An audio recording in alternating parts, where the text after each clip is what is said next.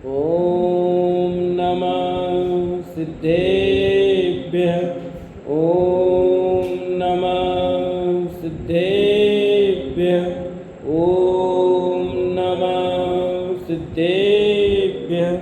ओम जय जय जय। नमोस्तु नमोस्तु नमोस्तु। नमोऽर्यन्ताणं नमो सिद्धाणं नमो ऐर्याणं नमो वज्रायणं नमो लोये सवसाणं। मंगलम भगवान वीरो मंगलम गौतमो गणी मंगलम कुंद कुंदारो जैन धर्मोस्तु मंगलम सर्वमंगलम मांगल्यम सर्वकल्याणकारकम प्रदानं सर्वधर्माणां जैनं जयतु शासनं जैनं जयतु शासनं। जम जस जम्मि देशे जैन विहाणेन जम्मिकालम्मि नादं जैनेन नियदं जम्मं वा मरणं वा तमतस् तम्मि देशे तेन विहाणेन तम्मिकालम्मि कोशकदिवारेदुम् इंदु वा तजिनिंदु वा। बोलिए जिनवाणी मात की जय। बोलिए सती मात की जय। सला का पुरुष ग्रंथ और अपनी चर्चा 8वें चंद्रप्रभु भगवान की दी पूर्व की कहानी में चल रही है, जिसमें प्रश्नोत्तर के रूप में बात आई थी सम्यक और मिथ्यात्व के संबंध में।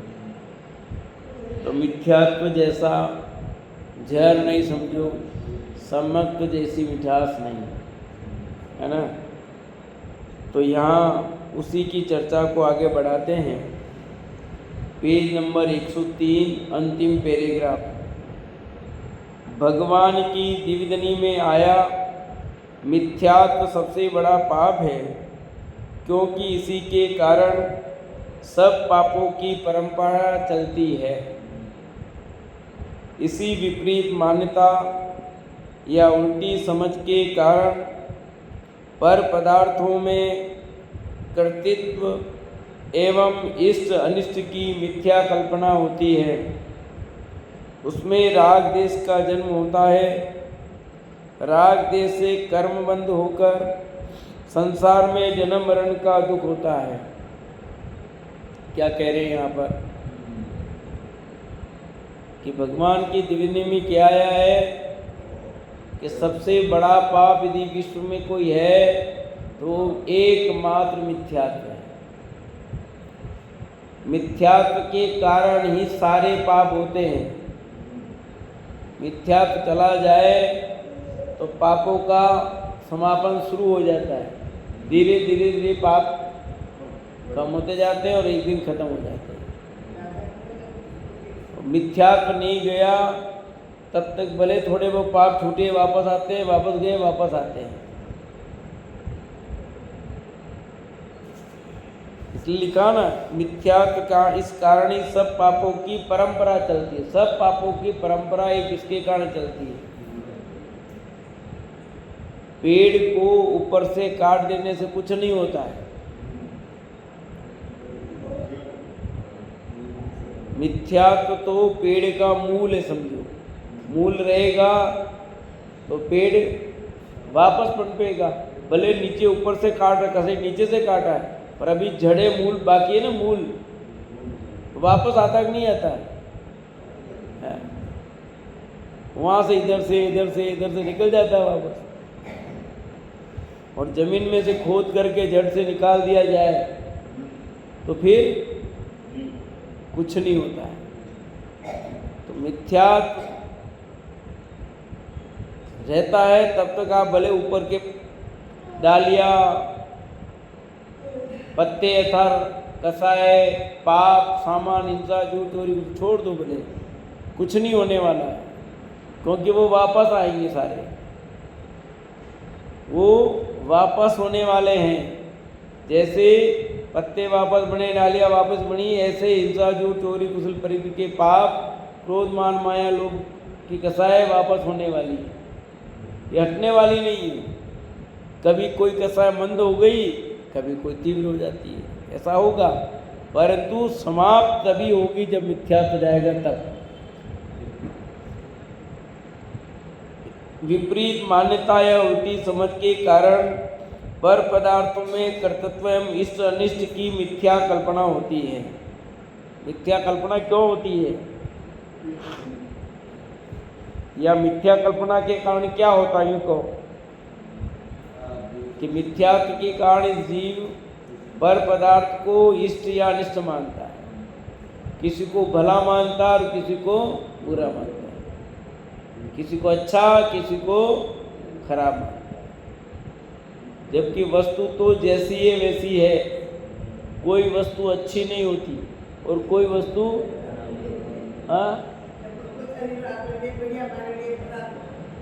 कोई वस्तु अच्छी नहीं होती, कोई वस्तु बुरी नहीं होती। अपने अपने हिसाब से सब अच्छा बुरा कहते हैं। वस्तु तो जैसी है वैसी है, अच्छी बुरी कहाँ से होगी? वो तो जैसी है वैसी है, पर हमारे अनुकूल होने पर अच्छी और हमारे प्रतिकूल होने पर बुरी कह देते हैं।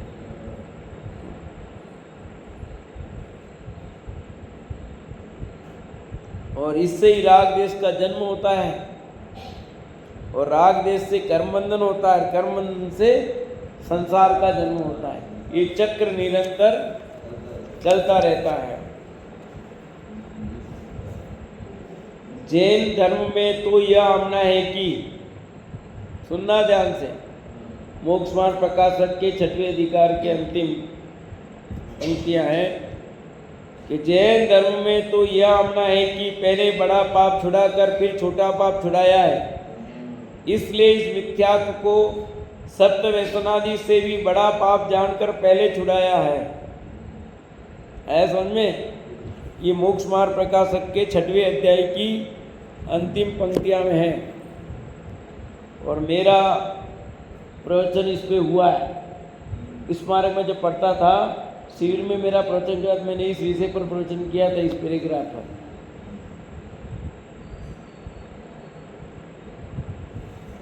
ये सबसे बड़ा पाप है ना, सबसे बड़ा पाप मिथ्यात्व है। जैन धर्म में तो यह मानना है कि पहले बड़ा पाप छुड़ाकर फिर छोटा पाप छुड़ाया, पर अपन क्या कर रहे हैं सब बता देंगे। छोटे पाप पहले छोड़ रहे हैं और बड़ा पाप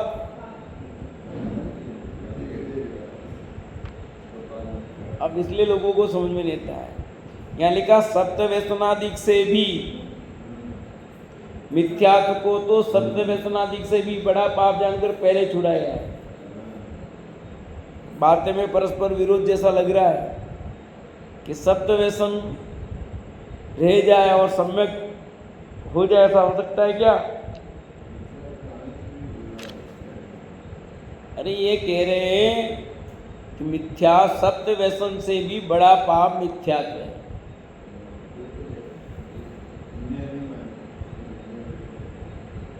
सत्य व्यसन से तो एक भव बिगड़ेगा, पर मिथ्यात्व से अनंत भव बिगड़ते हैं।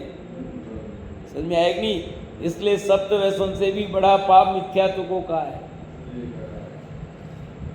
ऐसा नहीं कि सत्य व्यसन वाले को सम्यक्त हो जाएगा। इसका खुलासा सब पहले आ चुका है। सम्यक्त की प्राप्ति करने वाले जीव के सामान्य रूप से सत्य व्यसनादि का त्याग होता ही है, दोष सहित भी पर होता है। मिथ्यात्व अनंत संसार का कारण होने से सत्य व्यसन से भी बड़ा पाप का है, और ये पहले छोड़ना जरूरी है। छोटे मोटे पाप तो छूट जाएंगे बाद में, सबसे बड़ा पाप ये है। गुरुदेव ने इसलिए इस पर जोर दिया। रोडमल साहब ने मोक्ष मार्ग प्रकाशक में इस मिथ्यात्व पर करारी चोटें मारी, करारी चोटें मारी। इसलिए मोक्ष मार्ग प्रकाशक ग्रंथ की बहुत महिमा आती है, क्योंकि उसमें हमारे मिथ्यात्व को चकनाचूर करने के लिए हर तरह से बताया।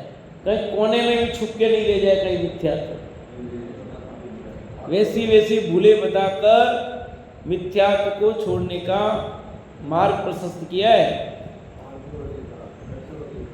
इतनी गहराई से मिथ्यात्व की चर्चा, मिथ्यात्व को भगाने की चर्चा अन्य ग्रंथों में नहीं मिलती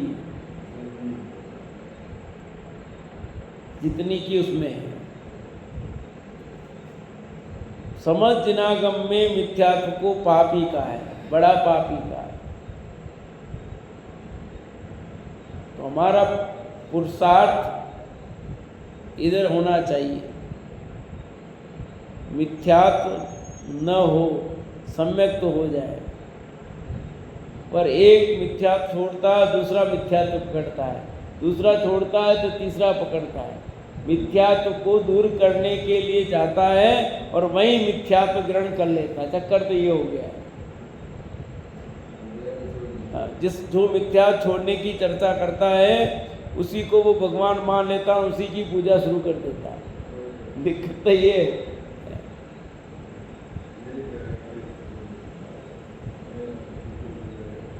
समझ में ही नहीं आता इसको।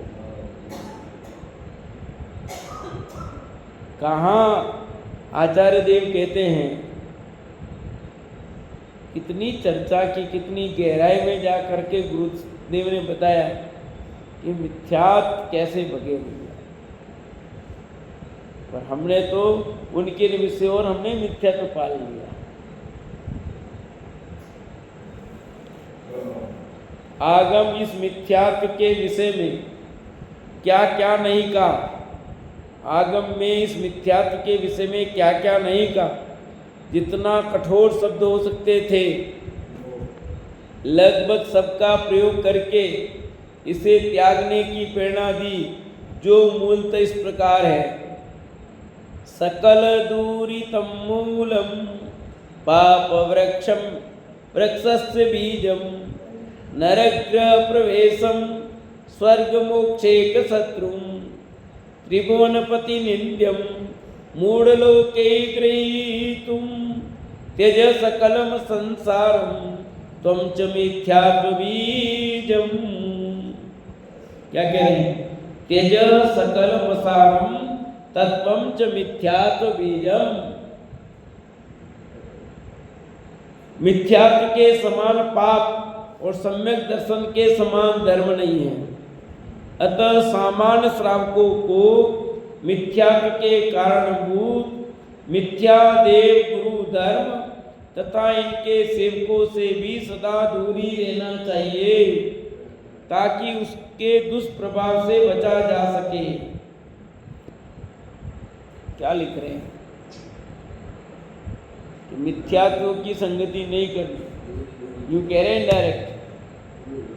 क्योंकि जिसकी संगति में रहोगे तो वैसा प्रभाव तो पड़ेगा ही, कुछ न कुछ तो आएगा ही। कहते ना, काजल की कोठरी में कितनों ही सयानो जाए, पर काजल की रेख लागी है पे लागी है। कितना ही चतुर जाए तो भी इस कोठरी में जरा सा कहेंगे काला तो लग ही जाएगा। ऐसे हम किन लोगों के साथ में उठते बैठते हैं, उनके साथ उठो बैठोगे तो कहीं न कहीं कुछ न कुछ तो, अरे आप रात दिन साथ में उठते बैठते हैं तो फिर जाना ही पड़ता है। नहीं जाए, हमने हाथ नहीं जोड़े, कुछ भी नहीं किया, परंतु जाना पड़ता, व्यवहार है ना। अब व्यवहार के चक्कर में आप क्या होता है बोलो, उसमें क्या है कि उसमें क्या के चक्कर में ही तो रह जाता है। अपन समझ ही नहीं पा रहे हैं कहाँ कैसे मिथ्यात्व हो जाता है, निकलना मुश्किल काम हो जाता है। इसको व्यवहार निभाना है, इसको परिवार वो करना है, इसको समाज वो करना है, इसको अपने संसार का भाव नहीं करना है। संसार का अभाव करने के लिए स्वयं अकेला चलना पड़ता है। रत्नगढ़ सावकाचार में आचार्य समुद्रभद्र ने लिखा, भय से, लोभ से, समाज से, किसी भी कारणवश से, स्नेहवश से, किसी भी वश से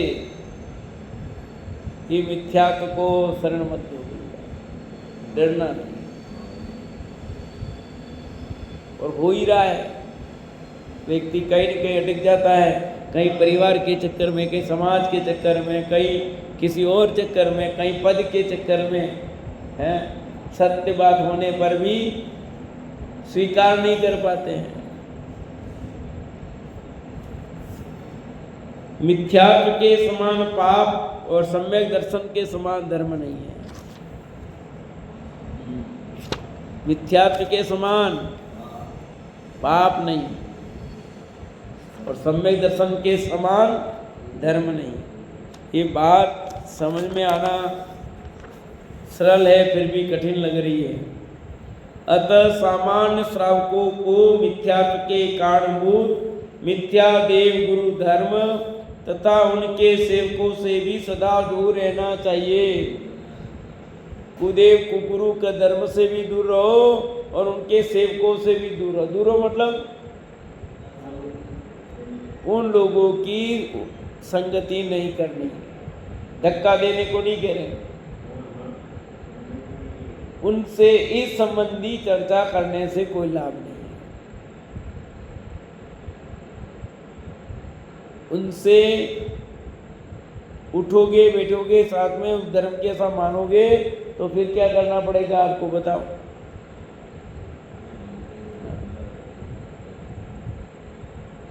अभी उनके मंदिर बने, पैसे लेने आना पड़े तो दोगे कि नहीं दोगे? बोलो विपुल जी। अब वही है, आपकी दुकान के सामने मंदिर बन रहा है, ठीक है मानो, और पैसे लेने आए, आपको देने पड़ेंगे कि देने पड़ेंगे? देने पड़ेंगे ना। क्यों नहीं दोगे? तो झगड़ा खड़ा है, तोड़ फोड़ है।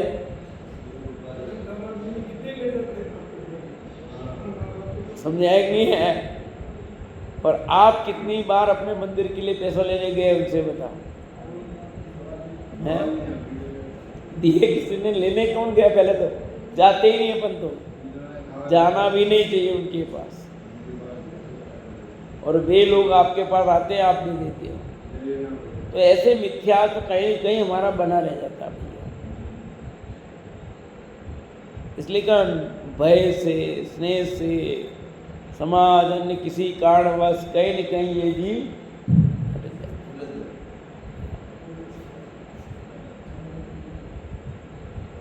निर्णय बहुत मुश्किल से हो पाता है। कितनी सावधानी, कितना करना पड़ता है। इसलिए उनकी संगति नहीं करने को लिखा, उनसे दूर ही रहने, क्योंकि पास में रहोगे तो क्या होगा। अब जैसे एक बिल्डिंग है, उस बिल्डिंग में फ्लैट है ना, फ्लैट सिस्टम। अब ज़्यादातर वो लोग मान लो कुछ आप लोग, तो वो जो भी प्रोग्राम करेंगे, गरबा करेंगे, वो करेंगे, तो आपको पैसा देना ही पड़ेगा। नहीं दोगे तो लो लड़ाई देगा। अब हो गया, इसलिए लिखा दूर रहना। इसलिए जैन कॉलोनी बनी नहीं, बहुत बढ़िया, जिसमें कम से कम आपको इन सब चीज़ों से दूर रहते हो। नहीं तो यह भी आपकी होली जलेगी, होली के लिए पैसा देना पड़ेगा, 50 चीज देने पड़ेगा। होगा कि नहीं होगा? एक एक प्रसंग देखो, इसलिए दूर रहने लिखा। उसके दुष्प्रभाव से बचा जा सके, क्योंकि प्रभाव तो पड़ेगा, कितना ही साथ में रहोगे आप, नहीं तो आपके बच्चों पर, क्योंकि आप पहले क्यों ना, आपके बच्चे उठने बैठे उनके साथ जाएंगे आएंगे। नवरात्रि गरबा तो आपके बच्चे उनके साथ जाएंगे, आपके इधर नहीं आएंगे, उधर चले जाएंगे। उधर जाएंगे तो कितना दुष्प्रभाव पड़ा, हुआ है कि नहीं हुआ? बोलो। तो ये दुष्प्रभाव पड़ा क्यों? आप पहले थे, आप तो पक्के थे, पर अब आप ऐसी जगह रहे तो उसका प्रभाव आपके बच्चों पर पड़ गया, दुष्प्रभाव हो गया, और आप रोक नहीं पा रहे हो, कुछ कह नहीं सकते हो। क्या करें क्या करें क्या करें, यही कर सकते हो, कुछ नहीं कर सकते। इसके अलावा आपके पास उपाय नहीं रहा अब। इसलिए घर बनाते वक्त, लेते वक्त कितनी चीजें ध्यान रखनी पड़ती है, किस लोगों के बीच में कहाँ है, कैसे रहेगा। क्योंकि देखो आसपास जो बच्चे होंगे, बच्चे तो उनके साथ ही तो खेलेंगे, उठेंगे, बैठेंगे, हैं? वो उनके साथ ही उठेंगे, बैठेंगे, खेलेंगे, कहाँ जाएंगे? और जब उठेंगे बैठेंगे तो कुछ न कुछ प्रभाव हो जाएगा। हमें इस सब दुष्प्रभाव न पड़े, इसके लिए कितना ध्यान रखें, उनकी संगति से दूर रहे। व्यापार धंधे में भी ध्यान रखने का होता है। जहाँ असंयम रहता है वहाँ उसके साथ प्रमाद, कसाय और योग भी रहते हैं। जहाँ प्रमाद रहता है वहाँ उसके साथ कसाय और योग, ये दो कारण रहते हैं। तथा जहाँ कसाय का भी अभाव हो जाता है वहाँ मात्र योग ही बंध का कारण बचता है। मात्र योग से अनंत संसार का बंध नहीं होता। समय पाकर सभी कर्म निर्जरित हो जाते हैं। कर्मों के नाश होते ही जीव के संसार का अभाव हो जाता है। यानी मूल कारण कौन रह गया? कसाय। योग के रहने पर ज्यादा फर्क नहीं पड़ता है। बंध के कारण दो गए, कसाय और योग। 4 प्रकार के बंध बताए ना, प्रगति, स्थिति बंध, स्थिति बंध, अनुभाग बंध और प्रदेश बंध। तो ये 4 प्रकार के जो बंधे हैं, 2 कसाय से होते हैं और 2 योग से होते हैं। कौन कौन से 2 बता सकते हो? कसाय से होने वाले कौन से 2? नहीं, किसी को भी नहीं। स्थिति और अनुभाग बंध, हाँ, और प्रगति बंध और प्रदेश बंध योग से होते। पहले कितनी बार आया बताया भाई, ये मूल चीज है, इसको थोड़ा सा याद रखना जैसा है। 4 प्रकार के जो बंध हैं, प्रगति बंध, प्रदेश बंध, ये दोनों योग से होते हैं, और स्थिति बंध और अनुभाग बंध कसाय से होते हैं। तो यहाँ कह रहे हैं जहाँ असंयम रहता है वहाँ प्रमाद, कसाय और योग सब होंगे। और प्रमाद है तो क्या होगा? योग से बंध का कारण बना। कसाय का भी अभाव हो जाता है, वहां मात्र योग का बंध कारण बचता है। मात्र योग से अनंत संसार का बंध नहीं होता। जैसे अनंत भगवान ने उनके योग बचा, अनंत संसार नहीं हो रहा, आ रहा जा रहा, खत्म मामला। अब तो मोक्ष ही होना है। कसाय चली गई तो योग ज्यादा कोई ताकतवर नहीं है, वो तो जली हुई रस्सी के समान है, खत्म है मामला। कसाय में जोर है, कसाय में ताकत है। इसलिए सब लोग कहते हैं अपनत किसी से कसाय नहीं है, अपनत कसाय नहीं। क्यों? कसाय में ताकत, कसाय से बल पड़ता है। और सब जीव कसाय से, तो भले कह रहे कि मेरे कसाय नहीं है, पर कसाय है। कसाय नहीं होती तो अनंत बन जाते, है कि नहीं है? कसाय के रूप बहुत सारे हैं, एक नहीं है। अब किसी को किसी जाति की कसाय, किसी को किसी जाति की कसाय है, पर कसाय तो मंद तीव्रता चलती रहती है हर समय। आपकी एक जैसी कसाय दिन भर रह ही नहीं सकती। दिन भर जाने दो, 1 घंटे भी एक जैसी कसाय नहीं रह सकती। एक जैसी लगातार कसाय आप 1 मुहूर्त तक नहीं कर सकते। 1 मुहूर्त तक कर लो ना, केवल ज्ञान हो जाए। एक जैसी कसाय कर लो चलो, तो भी केवल ज्ञान हो जाएगा। संभव ही नहीं, कसाय में ताकत ही नहीं इतनी। एक चीज में ही ताकत है जो अनंत काल तक रह सकती है। बता सकते हो विमल जी? एक जैसी रहने की ताकत एक में ही है, वो अनंत काल रह सकती है। बताओ, खाकसा बताओ। हाँ? नहीं, अनंतानुबंधी भी अनंत काल तक एक जैसी रह नहीं सकती। बोलो मुखलाजी साहब। हाँ? संजलन कसाई भी नहीं रह सकती। कसाई की तो बात ही नहीं चल रही है, हम तो कोई दूसरे स्टेशन पे चल रहे हैं। ज्ञान तो भगवान आत्मा में स्थिर रहना आया, एक जैसे अनंत काल तक आप अपने स्वरूप में स्थिर रह सकते हो। कसा में ताकत ही नहीं है। एक जैसी कसा है अनंत काल से, एक जैसी कोई कसा नहीं रही है। अनंतानुबंधी अनंत काल तक पर एक जैसी नहीं रहती, उसमें उतार चढ़ाव है। एक जैसी कसाई का एक जैसा भाव, एक ही रह सकता, कोई नहीं रह सकता ऐसा कहा। कसाई नहीं बोला मैंने, रिकॉर्डिंग है, देख लेना भले।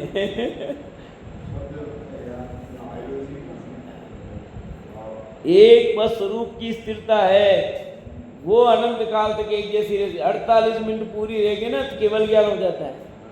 बात अपने इसमें तो प्रश्न पूछा था।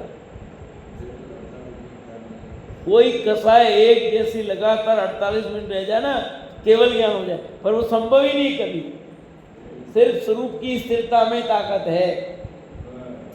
48 मिनट के रह जाए और फिर अनंत काल तक रहने की ताकत उसमें, इसके अलावा किसी में भी नहीं। तो ऐसा काम करें कि स्वरूप की स्थिरता हो जाए, अनंत काल के लिए आनंद हो जाएगा। अनंत काल के लिए आनंद, झंझट ही नहीं है। करना क्या, क्या काम है आपके पास जो अभ्यास नहीं कर सकते हो? करना क्या, बोलो कौन सा कमाना जाना है, क्या करना है बताओ। पर नहीं करता ये। मैं तो पूछता हूँ अभी आपके पास क्या काम है विमल जी, बताओ काका आपके पास क्या काम है इसके अलावा? नहीं रह सकते नहीं आप, इसका निरंतर पुरुषार्थ क्या कर रहे हैं मैं पूछता हूँ। भाई खाना जरूरी, खा लो कोई बात नहीं। अति आवश्यक जो शरीर के कर्म हो गए वो 6 घंटे निकाल दो, उसके लिए 18 घंटे थे ना।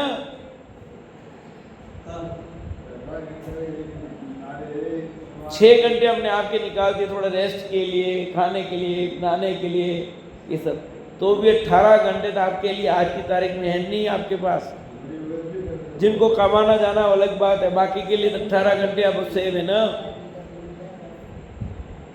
पर हम कहाँ अपना समय दे रहे इसमें पूछ रहा हूं। 18 घंटे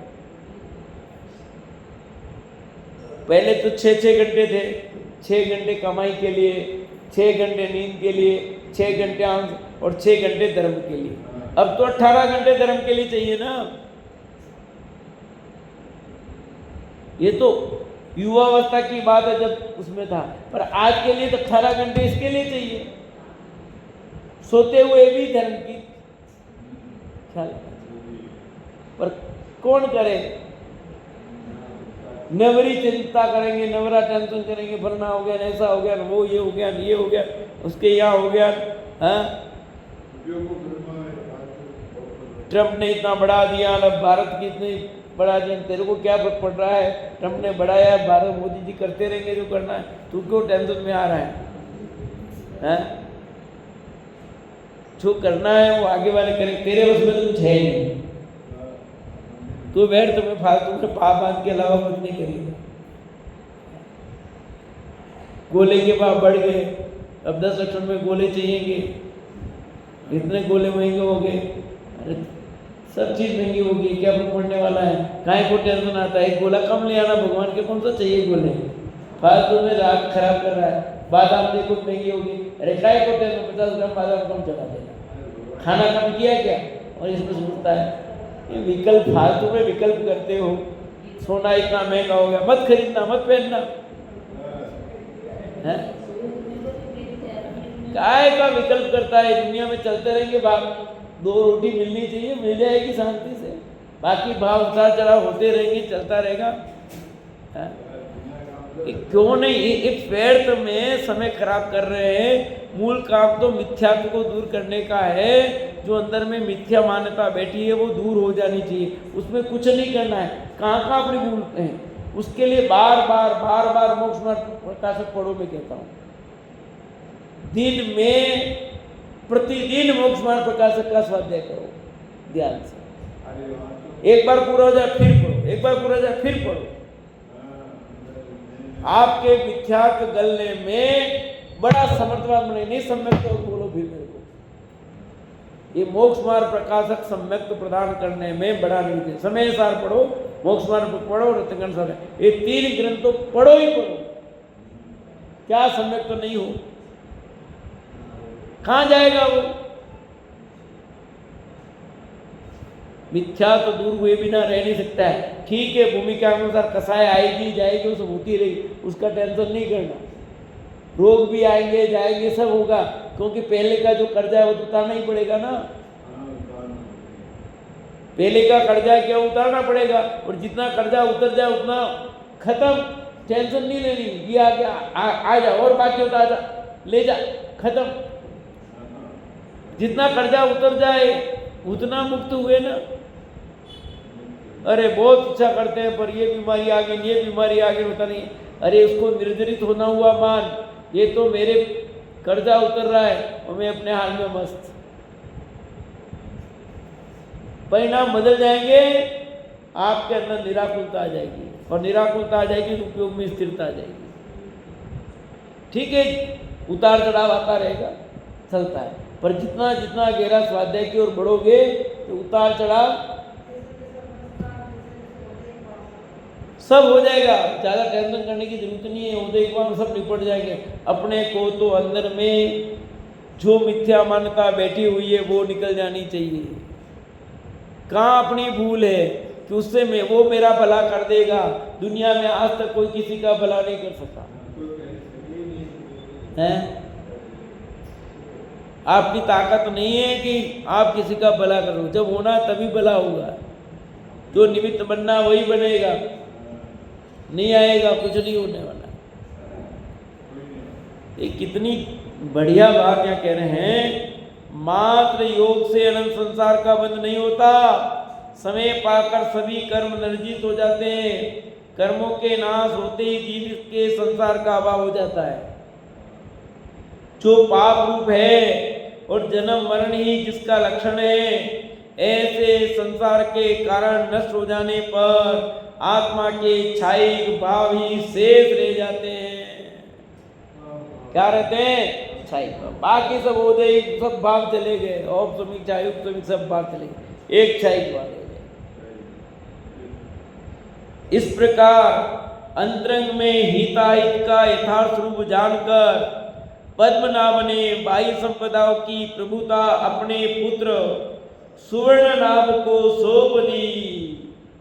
समझ आया कि नहीं? ये प्रतिफल आया। देखो, आप गहराई में जाओगे तो ये प्रतिफल आ जाएगा।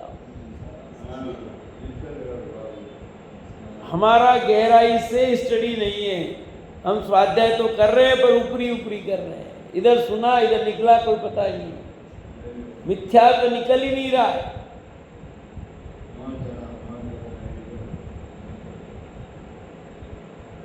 अंदर से जो पड़ा हुआ ना, वो चूहा होता ना, चूहा इधर निकालो इधर घुसता है, इधर निकालो इधर घुसता है। वो कॉकरोच भी इधर से इधर अंधेरा उधर भागता है। ऐसे हमारी स्थिति है। सही ढंग से इस मिथ्यात्व को भगाना है, अर्थात आपका श्रद्धान सही करना है। जब तक श्रद्धान सच्चा नहीं होगा तब तक तुम कुछ भी कर लो ना। करोड़ों का दान दोगे तो कुछ नहीं होगा। मैंने रात्रि भोजन छोड़ दिया, मैंने आलू छोड़ दिया, मैंने प्याज छोड़ दिया, मैंने शकरकंद छोड़ दिया, मैंने मूली छोड़ दी, मैंने ये छोड़ दिया, ये छोड़ दिया, रत्ती भर भी धर्मात्मा नहीं हुआ। तो फिर मेरा सब बेकार गया। बेकार तो नहीं गया पर बेकार गया। बेकार तो नहीं गया पर बेकार गया, इसलिए कि तेने यही धर्म मान के अटक गया। असली धर्म की तौर तू बढ़ा ही नहीं भैया, इसलिए बेकार गया। सामान्य पुण्य बन गया शुभ भाव से खाली। पर एक धर्म का सही स्वरूप समझ जाता, मिथ्यात्व को भगाने का उपाय करता, तो उसके साथ जो पुण्य बनता वो अलग जाति का बनता। ये तो सामान्य पुण्य बन गया, क्या फर्क पड़ना उससे। तो इस जो कह रहे ना सुवर्ण नाभ वो सौंप दी उन्होंने, तो किस बलबूते पर सौंपी होगी? ऐसे चाबी नहीं दी जाती, सौंपा नहीं जाता लोगों को। नहीं नहीं नहीं नहीं, 2 लड़के हैं तो कुल कितने हिस्से होंगे बोलो? 3 करेंगे, 2 उनका 1 हमारा, कुछ ठिकाना ही नहीं है। ये क्या कह रहे? सौंपी सारी व्यवस्था, पद्मनाभ ने बाह्य संपदा की प्रभुता अपने पुत्र सुवर्णाभ को सौंप दी और बहुत राजाओं के साथ दीक्षा धारण कर ली, चल दिए वन जंगल की ओर, अपने में रमने के लिए, अपने में जमने के लिए। क्योंकि देखो कितना भी करो, गृहस्थ जीवन में रहोगे तो कुछ न कुछ तो आप चाहते हुए भी 18 घंटे नहीं दे सकते। किसी की ढूंढ है, किसी की प्रसादी है, किसी का खाना है, किसका बनाना है, किसका मोद है, किसका उठावना है, किसका तिया है, किसका 12वां है, किसका 13वां है, किसी का 15वां है, किसका 22वां है, कभी कुछ है, कभी कुछ है, कभी गाड़नी है, कभी पाड़नी है, सब होगा। और ये उसी में देखो इच्छा तो नहीं पर जाना ही पड़ता। देखो गृहस्थ में ना जाना ही पड़ता है, जाना ही पड़ेगा। मुनिराज हो जाओगे फिर जाना पड़ेगा, क्योंकि इसलिए दिगंबर वेश धारण करने के बाद ये सारे लोक व्यवहारों का अंत हो जाता है। एक ही काम 24 घंटा पे आप गृहस्थ में तो चाहते हुए भी नहीं दे पा रहे हो, परंतु साधु बन गए फिर कोई व्यवहार निभाने की कई आवश्यकता है? बताओ, है? किसके आड़नी गाड़नी पाड़नी वाड़नी जाना पड़ता है? उठाना किया बेटा 14 15 12वां 13वां कहीं करना जाना पड़ता है? कोई लेना देना नहीं है भैया, ये तभी संभव हो गया। अपने स्वरूप की साधना करने के लिए दिगंबर वेश धारण कर लिया, नग्न दिगंबर साधु बनकर वन जंगल की ओर चल दिए। अब वो मोक्ष का कारणभूत दर्शन, ज्ञान, चारित्र और तप, इन 4 आराधनाओं का आचरण करने लगा। कौन? वह पद्मनाभ राजा अब 4 प्रकार की आराधनाओं का आराधना करने लगा। आराधना में 4 चाहूं आता है कि नहीं आता है? अंत में क्या कहूं? गेहूं, अंत में यही कहूं, मतलब गेहूं बो दूं अंत में कि मैं सम्यक दर्शन, सम्यक ज्ञान, सम्यक चारित्र की आराधना, मैं आराधना 4 चाहूं, सम्यक दर्शन, सम्यक ज्ञान, सम्यक चारित्र और सम्यक तप। दर्शन विशुद्धि आदि 16 कर्ण भावनाओं का चिंतन करने लगा। इस तरह 11 अंक का पारगामी बनकर उसने तीर्थंकर नाम कर्म की साथी से पुण्यशाली प्रगति का बंध किया। किसने? पद्मनाभ ने। किसका जीव है ये? चंद्रप्रभु भगवान का जीव जो पद्मनाभ है, अभी आगे चलकर चंद्रप्रभु बनेंगे।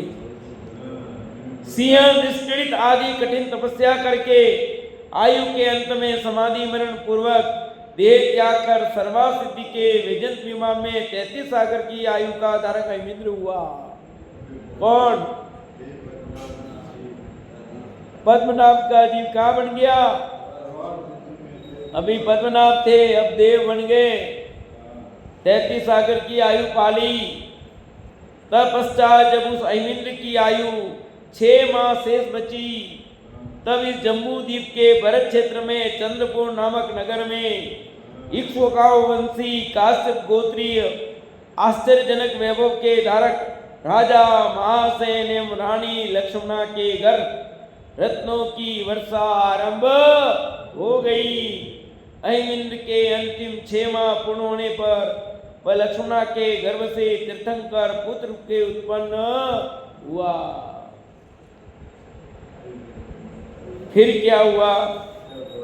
तीर्थंकर के जीव के घर में आने के 6 माह पूर्व से जन्म तक 15 माह तक जो रत्नों की वर्षा होती है